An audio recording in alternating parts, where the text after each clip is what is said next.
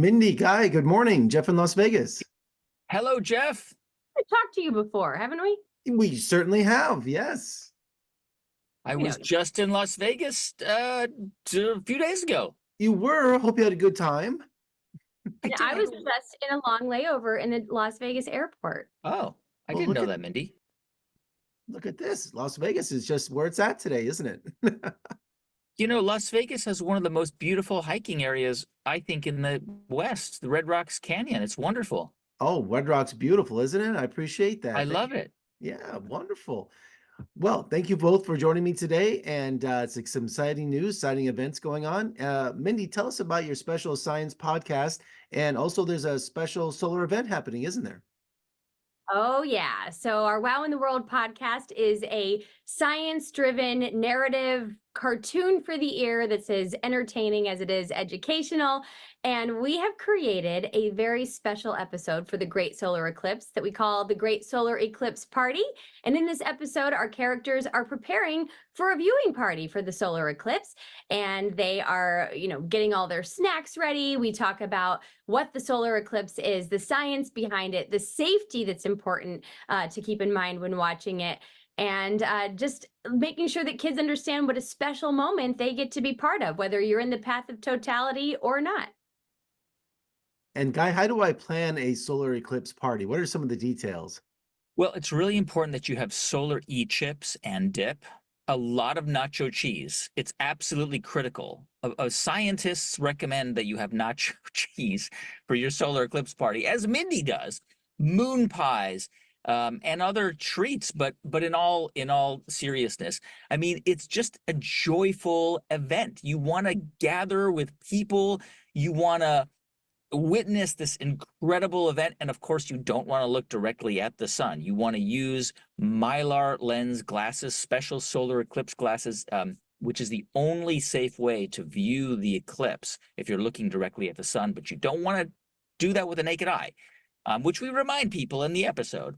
But it's just a joyful, incredible event because it only happens, there are several eclipses that happen, that are just a solar eclipse is only visible from Earth about every 18 months and not always on land. So this is one of those rare moments when here in the United States, we'll be able to see an eclipse in all the lower 48. You'll be able to see a partial solar eclipse. And of course, in parts of the country, you'll be able to see a total solar eclipse. And Mindy, when did you first get excited about teaching kids about science? I think it was when I started to get really interested in science. I grew up as a kid who thought science was kind of dry and boring and serious. And it wasn't until I was older that I started, reading science stories on my own that I realized, oh, this is amazing. These are phenomenons. And so Guy and I wanted to create this podcast that could bring it to kids and share these amazing things in a way that they could understand. I don't know if you've ever read a scientific journal, but it's like reading a foreign language, and it doesn't have to be that difficult.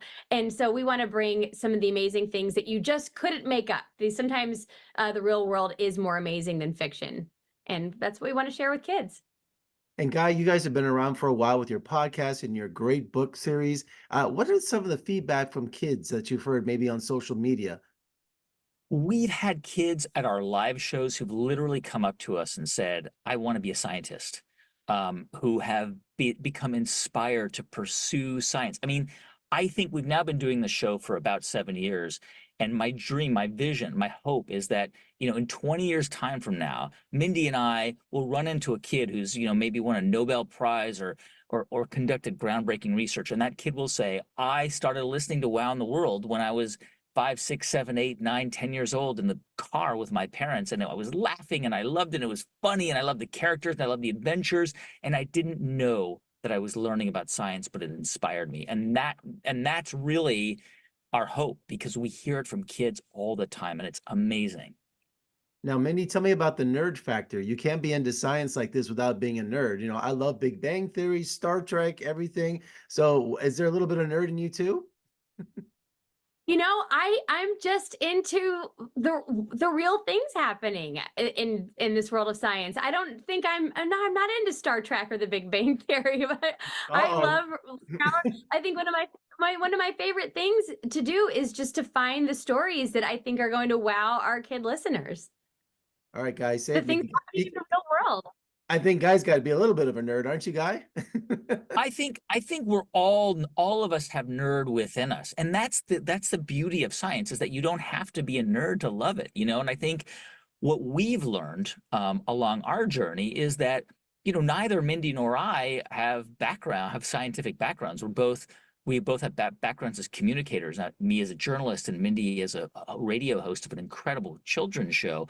But what we've discovered is our love for science as we've started to explain it to ourselves. And so that has enabled us to explain it to kids and families in a way that is funny and fun and engaging.